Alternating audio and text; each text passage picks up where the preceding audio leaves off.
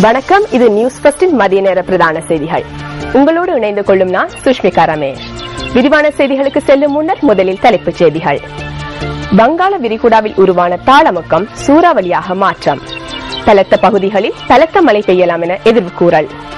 மலையக நீர்த்தேக்கங்களில் வான்கதவுகள் திறக்கப்படலாம் என்பதால் அவதானத்துடன் இருக்குமாறு மக்களுக்கு அறிவுறுத்தல். மியான்மர் கடற்பரப்பில் நிற்கதியான இலங்கை மீனவர்களுக்கு பாதுகாப்பாக இருப்பதாக கடற்றொழி திணைக்களம் அறிவிப்பு. இனி விரிவான செய்திகள்.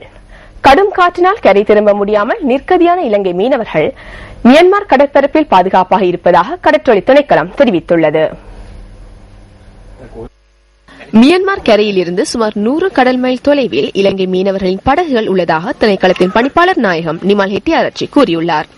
இதனால் அவர்களின் பாதுகாப்பு தொடர்பில் தற்போது பிரச்சினைகள் எதுவும் கிடையாது என கடற்றொழி திணைக்களம் குறிப்பிட்டுள்ளது. கடலில் நிற்கதியாகியுள்ள இலங்கை மீனவர்களுக்கு பாதுகாப்பு வழங்குமாறு மியான்மர் அரசாங்கத்திடம் கோரிக்கை விடுக்கப்பட்டுள்ளது. இதற்கமைய அவசர நிலைமையின் போது மீனவர்கள் கரை திரும்புவதற்காக மியான்மர் 2 தீவுகளை பெயரிட்டுள்ளதாக கடற்றொழி திணைக்களம் தெரிவித்துள்ளது. மியான்மர் கடற்பரப்பில் தற்போதுள்ள 32 படகுகளில் சுமார் 180 இலங்கை மீனவர்கள் இருப்பதாக கடற்றொழி திணைக்களம் குறிப்பிட்டுள்ளது.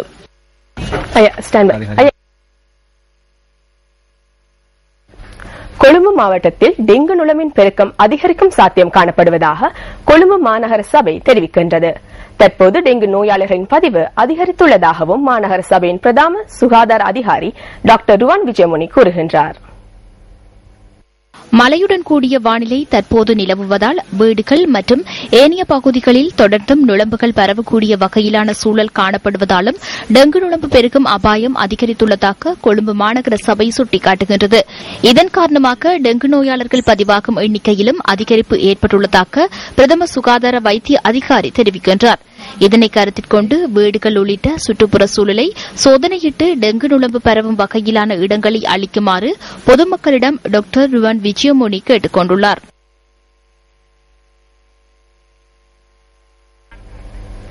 அமலாந்தோட்டை நகரில் தேசிய தொழிற்சங்க நிலையத்தினால் ஏற்பாடு செய்யப்பட்ட மாநாடு ஒன்று நேற்று நடைபெற்றது. இந்த நிகழ்வு தேசிய தொழிற்சங்க மத்திய நிலையத்தின் தலைவர் கே.டி. லால்காந்த தலைமையில் இடம்பெற்றது. පළවෙනි අයවැය ඉදිරිපත් කරලා එය ක්‍රියාත්මක වෙන්න පටන් අරගෙන 2006 ජනවාරි මාසේ 31 முதலாவது வரவு செலவு திட்டம் நடைமுறைப்படுத்தப்பட்ட 2006 ஆண்டு ஜனவரி மாதம் 31 தேதி அளவில் எமது நாட்டில் நால்வரை கொண்ட குடும்பத்தின் மாதாந்த செலவாக 25,344 ரூபாய் காணப்பட்டது. கடந்த வருடம் ஜூன் மாதம் 30 தேதி அளவில் ஒரு குடும்பத்தின் மாதாந்த செலவு 50,792 ரூபாவாக உயர்வடைந்தது. ஜூன் மாதம் 30 தேதி முதல் 50,792 ரூபாய் பொருட்கொள்வனவுக்கு தேவைப்பட்டது. அந்த சந்தர்ப்பத்தில் சம்பள உயர்வு வழங்கப்படவில்லை. அடிப்படை சம்பளம் அதிகரிக்கப்படவில்லை. அரசாங்கம் என்ன செய்தது? வாழ்க்கை செலவு கொடுப்பனவு என கூறி சிறு சிறு கொடுப்பனவுகளை வழங்கினார்கள். அரசு சேவையில் ஈடுபட்டுள்ளவர்களின் சம்பளம் 1% அதிகரிக்கப்படவில்லை. 15,302 ரூபாவை வழங்க வேண்டும். 10,000 எனும் சம்பளத்தை அதிகரிக்க வேண்டும். மத்தளை விமான நிலையம், அதிவேக வீதிகள், காப்பட் வீதிகள் காணப்படுகின்றன. நாம் அதனை மறுக்கவில்லை. நாம் அனுபவித்தவற்றை பறித்து அதற்கான நிதியை பெற்றுள்ளனர். අධිවේගී මාර්ග තියෙනවා, කාපට් පාරවල් තියෙනවා. අපි ඒව නෑ කියන්නේ. අර අපි මුක්ති විඳපු දේවල් වලින් ඇදලා අරගෙන තමයි ඒවට මුදල් අරන් තියෙන්නේ. இந்த வருடத்தின் இறுதி சந்திர கிரகணம் இன்று தென்படவுள்ளது.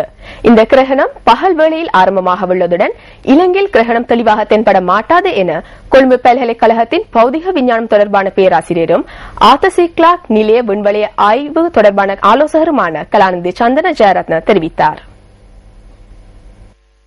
இன்று தென்படவுள்ள பூரண சந்திர கிரகணம் இலங்கை நேரப்படி பிற்பகல் 1:46 ஆரம்பமாக உள்ளதாக கொழும்பு பல்கலைக்கழகத்தின் பௌதிக விஞ்ஞானம் தொடர்பான பேராசிரியர் கூறுகின்றார். ஆஸ்திரேலியா, நியூசிலாந்து, கனடா மற்றும் அமெரிக்கா போன்ற நாடுகளில் உள்ள மக்கள் கிரகணத்தை தெளிவாக பார்வையிட முடியும் என அவர் குறிப்பிட்டார். எவ்வாறாயினும் இந்த சந்திர கிரகணத்தின் இறுதிக்கட்டத்தை பார்வையிடக்கூடிய வாய்ப்பு இலங்கையர்களுக்கு கிட்டவுள்ளதுடன் மாலை 6 மணி தொடக்கம் 6:03 வரையான 3 நிமிட காலப்பகுதியில் அதனை பார்வையிட முடியும் என அவர் சுட்டிக்காட்டுகின்றார். இந்த சந்தர்ப்பத்தில் சந்திரனின் சிறு பகுதி கருப்பு நிறத்தில் மூடப்பட்டுள்ளமையை அவதானிக்க முடியும் என கொழும்பு பல்கலைக்கழகத்தின் பௌதிக விஞ்ஞானம் தொடர்பான பேராசிரியர் கலாநிதி சந்தன ஜெயரத்ன தெரிவித்தார். மக்களின் அடிப்படை வாழ்வாதார தேவைகளில் ஒன்றான வீதிகள் தொடர்பில் இலங்கை வாழ் மக்கள் எதிர்நோக்கும் பிரச்சினைகள் எண்ணிலடங்காதவை. அம்பாறை மாவட்டத்தின் வீரமுனை கிராமமே இது.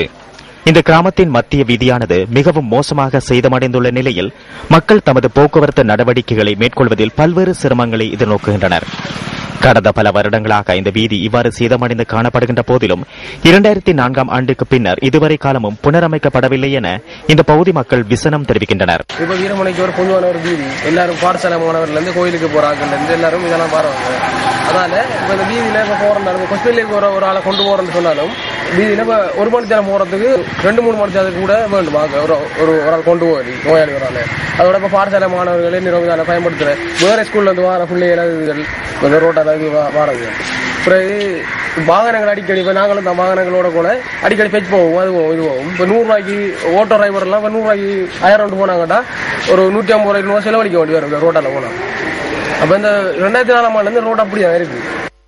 புகழ்பெற்ற ஸ்ரீ சிந்தா யாத்திரை பிள்ளையார் ஆலயம், சுகாதார கவனிப்பு நிலையம், வீரமுனை உப அஞ்சல் அலுவலகம் ஆகியன இந்த வீதியில் அமைந்துள்ளதுடன் வீரமுனை பாடசாலைக்கு செல்லும் வழியாகவும் இந்த வீதி பயன்படுகின்றது.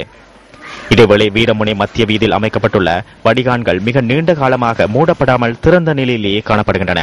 இதனால் சுகாதார சீர்கேடுகள் ஏற்படுவதாக அந்த பகுதி மக்கள் கூறுகின்றனர். சுமார் 1.5 கிலோமீட்டர் நீளமுடைய இந்த வீதியையும் திறந்த நிலையில் சுகாதார சீர்கேட்டுக்கு வழிவகுக்கும் வடிகானையும் சீர்திருத்தி தருமாறு மக்கள் கோரிக்கை விடுக்கின்றனர். இந்த ரோட்டெல்லாம் கூடுதலாக எங்களுக்கு சரியான இந்த ரோட்டெல்லாம் அதனால எங்களுக்கு வாகனத்துக்கு எந்த நேரமும் பிரச்சனை தான். 2 பேரும் ரோடுகள் திருத்தலை. எங்களுக்கு 2004 பிறகு ரோடு திருத்தப்படலை. ரோடு முதல்ல ஒரு திருத்தி ரோடு மிச்சம் கஞ்சலாக தான் ரோடு பிரச்சனை இல்லை. இதை கொஞ்சம் ரோட்டை வணங்கி தரக்கூடிய அளவுக்கு செஞ்சிருவாங்க.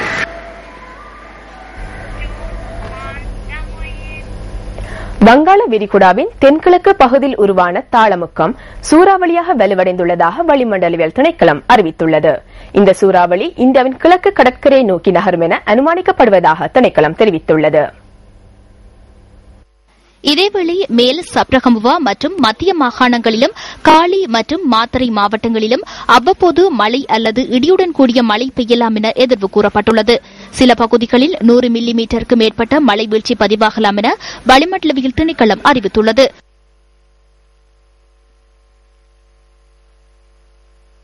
இலங்கைக்கு தென்கிழக்கே வங்காள விரிகுடாவில் உருவாகியுள்ள தாளமுக்கமானது சூறாவளியாக மாறியுள்ளது. இது இந்தியாவின் கிழக்கு கரையை நோக்கி நகர்கின்றது. மத்திய சபரகமுவ மேல் மாகாணங்களிலும் காலி மாத்துறை மாவட்டங்களிலும் மழை அல்லது இடியுடன் கூடிய மழை பெய்யும். இது பின்னர் வடமேல் மாகாணத்துக்கும் பரவக்கூடும். சில இடங்களில் சுமார் 100 மில்லிமீட்டருக்கும் அதிகளவான பலத்த மழை பெய்யக்கூடும். பிற்பகல் அல்லது மாலை வேளைகளில் நாட்டின் பெரும்பாலான பகுதிகளில் மழை அல்லது இடியுடன் கூடிய மழை விருத்தியடையும். இடியுடன் கூடிய மழை பெய்கின்ற வேளைகளில் தற்காலிகமாக பலத்த காற்று மின்னல் தாக்கங்களும் ஏற்படக்கூடும். இவ்வாறான சந்தர்ப்பங்களில் பொதுமக்கள் மிகவும் அவதானத்துடன் செயற்படுமாறு கேட்டுக் கொள்ளப்படுகின்றனர். கடல் பிராந்தியங்களை பொறுத்தவரையில் நாட்டை சூழ உள்ள கடல் பிரதேசங்களில் மழை அல்லது இடியுடன் கூடிய மழை பெய்யக்கூடும். காற்று மணித்தியாலத்துக்கு 20 முதல் 40 கிலோமீட்டர் வேகத்தில் தென்மேற்கு திசையிலிருந்து வீசும். புத்தளம் தொடக்கம் மன்னார் ஊடாக காங்கேசன்துறை வரையான, அத்துடன் காலி தொடக்கம் அம்மாந்தோட்டை ஊடாக பொத்துவில் வரையான கரையோரத்துக்கு அப்பாலுள்ள கடல் பிரதேசங்களில் காற்று மணித்தியாலத்துக்கு 50 முதல் 60 கிலோமீட்டராக அதிகரித்து வீசும் வேளைகளில்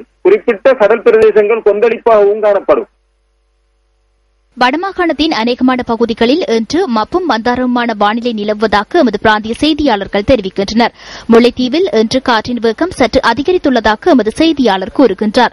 ஹட்டன் நுவரெலியா பிரதான வீதியில் பங்காளவத்த பகுதியில் மண்மேடொன்று சரிந்து வீழ்ந்துள்ளதால் அந்த வீதியூடான போக்குவரத்து தடைப்பட்டுள்ளது. வீதியில் உள்ள மண்ணை அகற்றி போக்குவரத்தை வளமைக்கு கொண்டுவர இன்னும் 3 மணித்தியாலங்களுக்கு மேல் தேவைப்படலாம் என நுவரெலியா மாவட்ட செயலாளர் DPG குமாரஸ்ரீ தெரிவித்துள்ளார். இதனால் ஹட்டனிலிருந்து நுவரெலியாவிற்கு வாகனங்களை செலுத்துவதற்காக தலவாக்கலை போண்டலோயா ஊடாக தலவந்தென்ன வீதியை பயன்படுத்துமாறு அவர் வேண்டுகோள் விடுத்துள்ளார். மண் சரிவு ஏற்பட்டுள்ள பகுதிக்கு சம்பந்தப்பட்ட அதிகாரிகள் அனுப்பி வைக்கப்பட்டுள்ளதாகவும் நுவரெலியா மாவட்ட செயலாளர் மேலும் குறிப்பிட்டுள்ளார். இதனிடையே விமல சுரேந்திர நீர்த்தேக்கத்தின் வான்கதவுகள் திறக்கப்பட்டுள்ளதாக நுவரெலியா மாவட்ட செயலாளர் DPG குமாரஸ்ரீ தெரிவிக்கின்றார். அத்துடன் ஏனைய நீர்த்தேக்கங்களும் வான்மட்டத்தை அடைந்துள்ளதாகவும் அவர் கூறினார். இதனால் இன்னும் சில மணித்தியாலங்களில் குறித்த நீர்த்தேக்கங்களினதும் வான்கதவுகளை திறக்க நேரிடலாம் என்பதால் கலனிகங்கைக்கு இருமருகிலும் உள்ள மக்கள் அவதானத்துடன் இருக்குமாறு நுவரெலியா மாவட்ட செயலாளர் அறிவித்துள்ளார். மஸ்கெலியா, லக்ஷபான, நோட்டன் பிரிட்ஜ், நல்ல தண்ணி ஆகிய பகுதிகளில் கடந்த 2 தினங்களாக கடும் மழை பெய்துள்ளது. இதனால் அதிகமான போதுமான நீர்த்தேக்கங்கள் நிரம்பியுள்ளதாக நுவரெலியா மாவட்ட செயலாளர் கூறுகின்றார். மாவட்டத்தில் 259 கிராம உத்தியோகத்தர் பிரிவுகளில் மண்சரிவு ஏற்படும் அபாயம் உள்ளதாகவும் எச்சரிக்கை விடுக்கப்பட்டுள்ளது. நுவரெலியா மாவட்டத்தில் சீரற்ற வானிலையால் ஏற்படக்கூடிய அனர்த்தங்கள் தொடர்பில் மக்களுக்கு தெளிவூட்டல்களை வழங்குமாறு அதிகாரிகளுக்கு ஆலோசனை வழங்கப்பட்டுள்ளது. தாளமுக்கத்தினால் நாட்டின் பல பகுதிகளில் மழை பெய்யக்கூடும் எனவும் வளிமண்டலவியல் திணைக்களம் எதிர்வு கூறியுள்ளது. கிழக்கு கடற்பகுதியின் ஆழ்கடல் பகுதிகளில் மணித்தியாலத்திற்கு 80 கிலோமீட்டர் வேகத்தில் காற்று வீசக்கூடும் எனவும் திணைக்களம் சுட்டிக்காட்டுகின்றது. இதேவேளை நாட்டின் பல பகுதிகளில் கடும் மழை வீழ்ச்சி பதிவாகியுள்ளது. இதேவேளை பேராதனை ரஜவத்த ரயில் நிலையத்திற்கு அருகில் பாரிய மரம் ஒன்று முறிந்து வீழ்ந்துள்ளது. இன்று காலை 7 மணியளவில் இந்த சம்பவம் இடம்பெற்றதாக எமது பிராந்திய செய்தியாளர் கூறினார். இதனால் ரயில் போக்குவரத்திற்கும் பாதிப்பு ஏற்பட்டுள்ளது.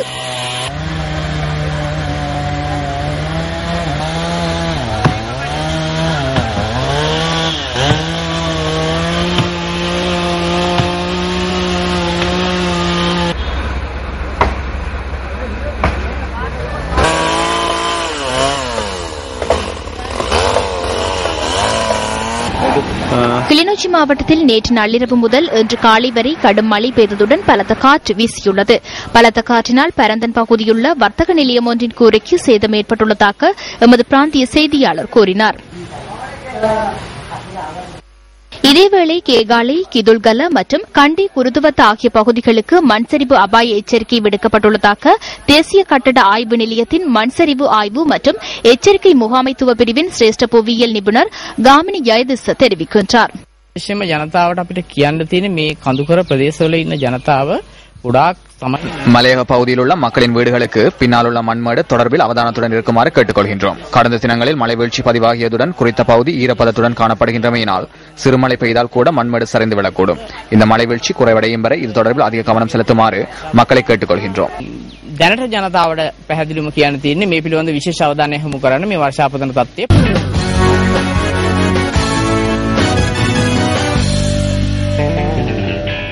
இனி விளையாட்டுச் செய்திகள். இலங்கை மற்றும் மேற்கிந்திய தீவுகள் ஏ அணிகளுக்கு இடையில் நடைபெறவுள்ள கிரிக்கெட் தொடர் எதிர்வரும் உலகக்கிண்ண கிரிக்கெட் தொடருக்கு உதவியாக அமையும் என இலங்கை ஏ அணி கிரிக்கெட்டின் பயிற்றுவிப்பாளர் ரமேஷ் கல்விதாரண தெரிவிக்கின்றார்.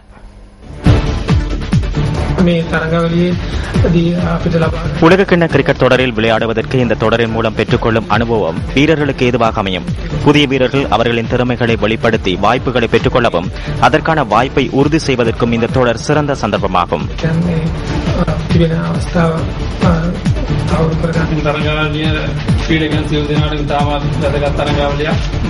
இந்த தொடர் அனைத்து வீரர்களுக்கும் முக்கியமானது ஒன்றாகும். ஏனெனில் உலக கிண்ணத்திற்கு 4 மாத காலமே உள்ளது. இந்த போட்டியில் திறமையை வெளிப்படுத்தும் வீரர்கள் உலக கிண்ண தொடரில் தெரிவு செய்யப்படுவதற்கான சந்தர்ப்பம் உள்ளது. இந்த தொடரில் 4 நாள் போட்டிகள் 3 1 நாள் போட்டிகள் 3 உள்ளடக்கப்பட்டுள்ளன. தொடரின் முதலாவது 4 நாள் கிரிக்கெட் போட்டி எதிர்வரும் 11ஆம் தேதி ஹம்பாந்தோட்டையில் ஆரம்பமாக உள்ளது. இத்துடன் நியூஸ் பஸ்டில் மதிய நேர பிரதான செய்திகள் நிறைவு பெறுகின்றன. நமது மணித்தியாளர் செய்திகளை 2:25 எதிர்பாருங்கள். வணக்கம்.